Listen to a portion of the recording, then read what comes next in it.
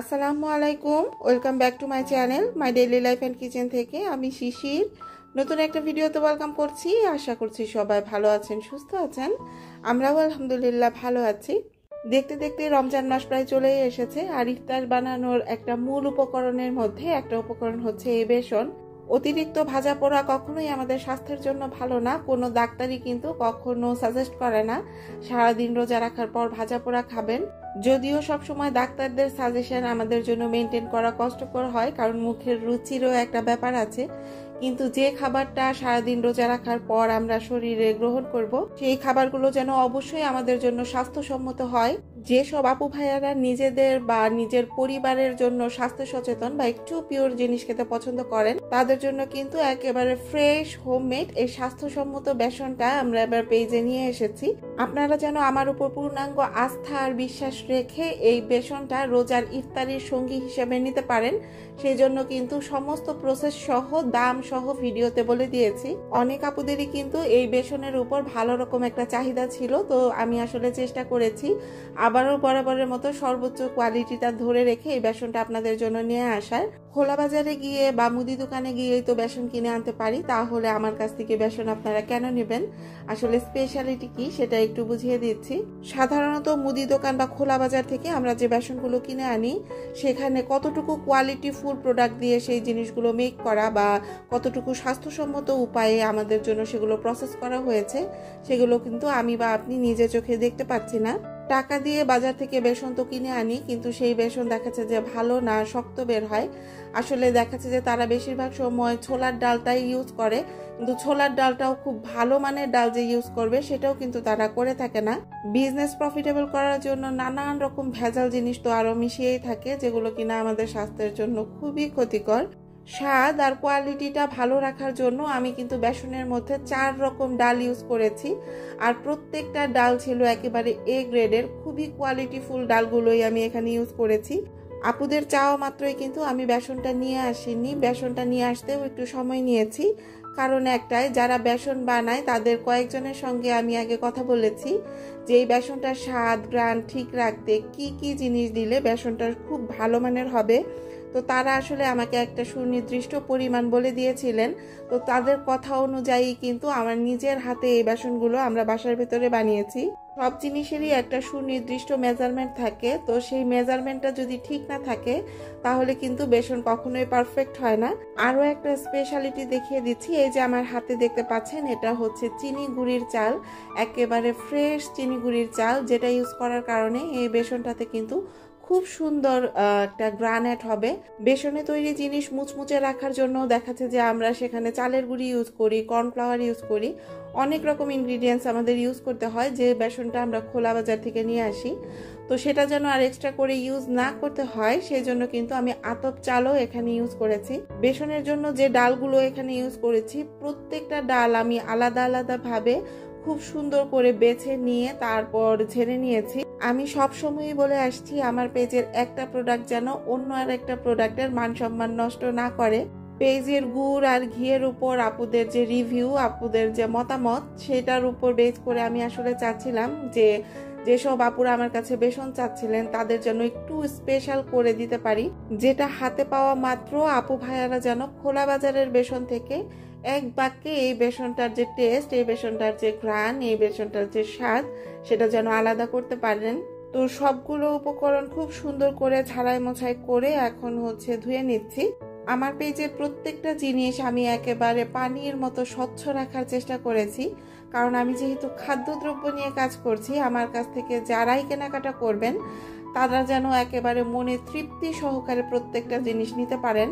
Online মানেই বাটপারি নয়, অনলাইন মানেই ঠকে যাওয়া নয়, অনলাইনেও ভালো জিনিস পাওয়া যায়। আমরা হয়তোবা সবাই সবসময় সেই সোর্সগুলো মানে অথেন্টিক সোর্সগুলো পাই না।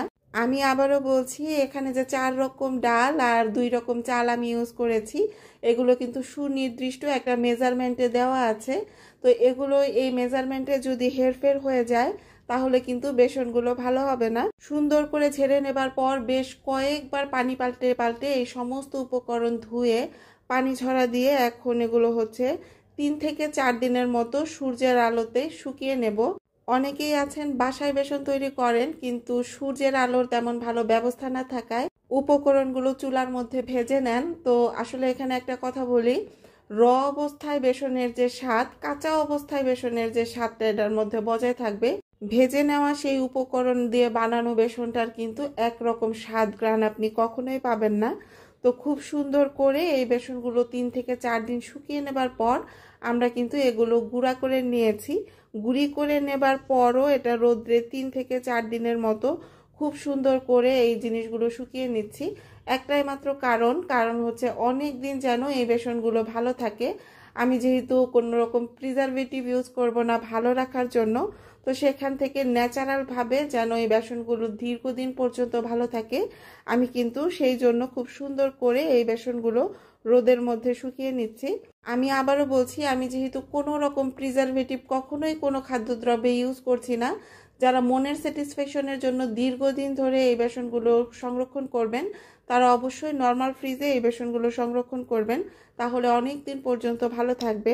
যখনই নতুন কোনো প্রোডাক্ট আপনাদের জন্য নিয়ে আসি, আমি কিন্তু প্রত্যেকটা প্রোডাক্টের জন্য কিভাবে সংরক্ষণ করবেন ইনস্ট্রাকশন ভিডিওতে দিয়ে দেই, পেজে ইনস্ট্রাকশন দিয়ে দেই। প্রোডাক্ট কিনে নেওয়ার পর সেটা যদি আপনার কোনো গাফিলতিতে নষ্ট হয়ে যায়, সেটার দায়ভার কিন্তু আমি নেব না।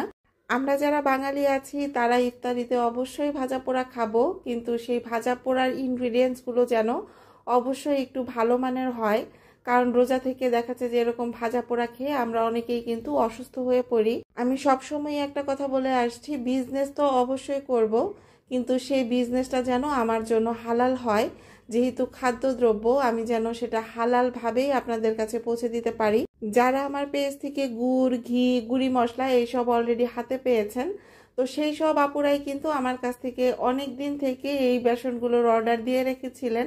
তো আমি কিন্তু আসলে চাইলেই পারতাম যে কোনো এক জায়গা থেকে বেসন কোনো রকম ব্যবস্থা করে আপুদের জন্য দিয়ে দিতে, কিন্তু আমার বিবেক আমাকে সব সময় তাড়া দেয় যে মানুষগুলো আমাকে চেনে না, জানে না, শুধুমাত্র দূর থেকে আমার ভিডিওগুলো দেখে আমার উপর বিশ্বাস রেখে এই জিনিসগুলো আমার পেজে থেকে নিচ্ছেন।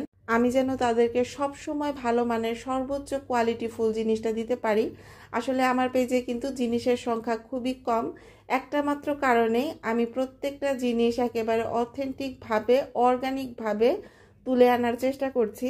বিজনেস করে অবশ্যই টাকা পয়সা ইনকাম করতে পারবো, কিন্তু প্রোডাক্ট হাতে পাওয়ার পর আপুরা, আন্টিরা, ভাইয়ারা আমার জন্য যে ফোন দিয়ে দোয়া করেন, এই দোয়াগুলো আমার সারা জীবনের ইনকাম হিসেবে থেকে যাবে, সারা জীবনের ডিপোজিট হিসেবে থেকে যাবে।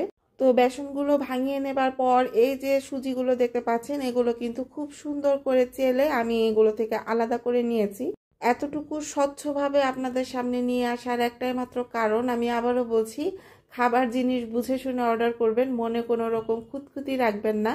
প্রত্যেকটা জিনিস আগে নিজে টেস্ট করি, তারপরে কিন্তু আপনাদের মাঝে নিয়ে আসি। মানে আগে করি তারপর বলি, করে ফেলে তারপর বলি না। বেগুনি বানাতে বানাতে বেসনটার প্রাইস বলে দিচ্ছি। এই 1 কেজি বেসনের দাম থেকে যাচ্ছে 300 টাকা।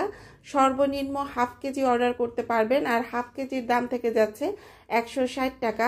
অর্ডার করার সিস্টেমটা বলে দিচ্ছি, যারা যারা অর্ডার করতে চাচ্ছেন স্ক্রিনে দেখানো হোয়াটসঅ্যাপ অথবা ইমো নাম্বারে আমার সঙ্গে সরাসরি যোগাযোগ করতে পারবেন, অথবা আমার পেজ ঘরের গ্রান, সেখানেও নক করতে পারবেন। আজকের ভিডিও ডেসক্রিপশন বক্সে পেজের লিঙ্কটা আমি দিয়ে দেব। আর সারা বাংলাদেশে কিন্তু ফুল ক্যাশ অন হোম ডেলিভারিতে প্রোডাক্ট পাবেন। প্রোডাক্ট পাওয়ার পর যদি কোনো প্রবলেম মনে হয়, ঝামেলা মনে হয়, অবশ্যই আমাদের ফোন কলের মাধ্যমে জানাবেন, আমরা আপনাদের সেই সমস্যাটা সমাধান করে দেওয়ার চেষ্টা করব। তো এই যে আমি কিন্তু খুব সুন্দর করে বেগুনিগুলো ভেজে নিয়েছি, এত সুন্দর গ্রান আর মুচমুচে ভাব ছিল, কি বলবো। ভালো খান, সুস্থ থাকুন, ঘরের গ্রান পেজের সাথেই থাকুন। এখান থেকে বিদায় নিচ্ছি, আল্লাহ হাফেজ, আসসালামু আলাইকুম।